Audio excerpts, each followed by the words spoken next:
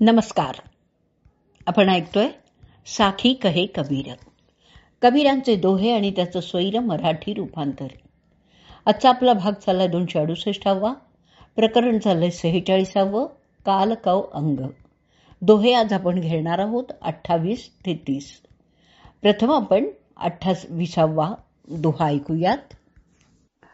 कबीर सब सुख राम है और दुखा की रास, सुर नर मुनियर असुर सब पड़े काल के पास.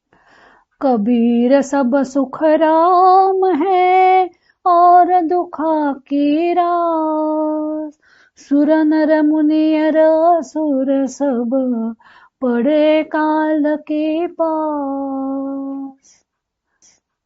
दोह्याचा अर्थ ऐकूयात. कबीर म्हणतात की सारं सुख खरं तर रामाच्या स्मरणात साठवलेलं आहे. बाकी सर्व काही दुःखाचा ढिगच आहे. सूर, नर, मुनी आणि असुर सर्वजण काळाच्या फंद्यात अडकलेले आहेत. मनुष्य सुख हवं म्हणून ज्यांच्या मागे धावत असतो ते सर्व काही सुख क्षणभंगूरच आहे. त्याच्या मागून दुःख येणारच आहे. तसंच आज ज्या गोष्टी सुखाच्या वाटतायत त्याच गोष्टी उद्या दुःखदायी सुद्धा होऊ शकतात. तेव्हा खरं सुख कशात आहे याचा मनुष्याने विचार करून ते प्राप्त करून घेण्याचा प्रयत्न केला पाहिजे. आणि खरं सुख रामाच्या स्मरणातच आहे. तोच सर्व दुःख दूर करणारा आहे असं सांगून कबीर मानवांना नाम घेण्यास प्रवृत्त करत आहेत.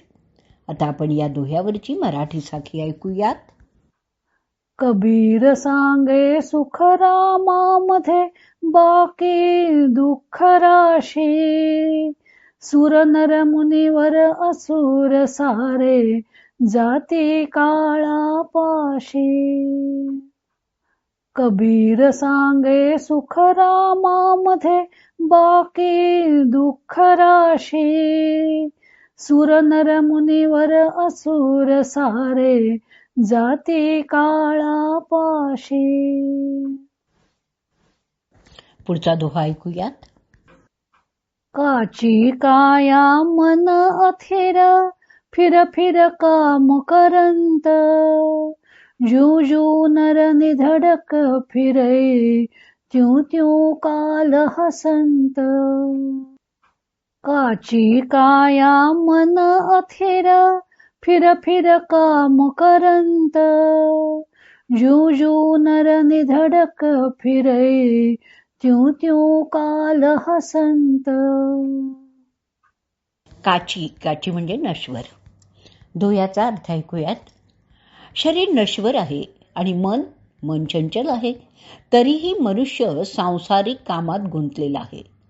तो जितका निर्भय होऊन फिरतोय काळ त्याला पाहून तितकंच हसतो. शरीर हे क्षणभंगूर आहे. आज आहे तर उद्या नाही. पण मनुष्य या शरीराचा अभिमान धरून धन, दारा, मान, मरातब वगैरे वैश्विक गोष्टी मिळवण्याच्या मागे लागलेला आहे. त्याच्या हे लक्षातच येत नाही की काळ आपले पाश घेऊन आपल्या मागे मागे फिरतोय. काळाला माहीत आहे की एक ना एक दिवस हा आपल्या पकडीत येणारच आहे. त्यामुळे काळाला जणू काही मनुष्याच्या या वागण्याचं हसूच येत असतं.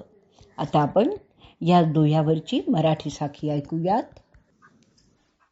काळ हसतो पाहुनी मनुजा, अमर मानी स्वतःसी, खुशाल फिरतो आणि मानतो सत्य संसारासी.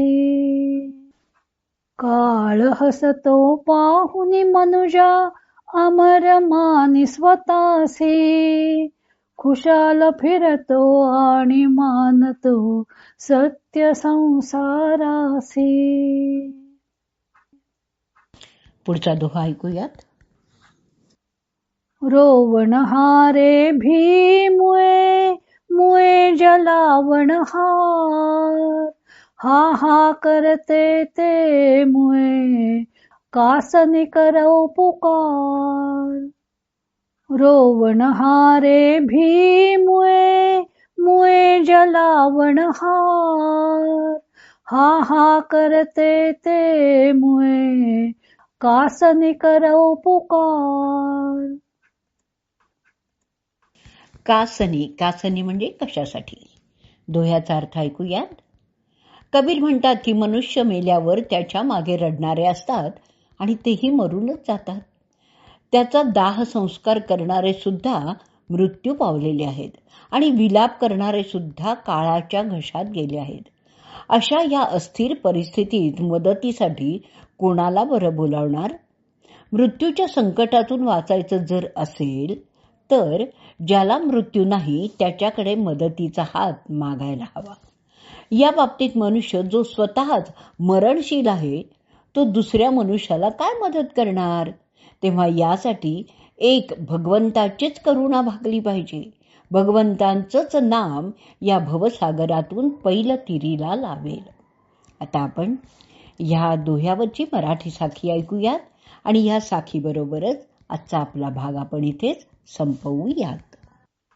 जाळणारे रडणारे ते गेले मरुनी सारे, नात लगरे तेही मेले नाम न घेशी कारे. जाळणारे रडणारे ते गेले मरुनी सारे, नात लगरे तेही मेले नाम न घेशी कारे.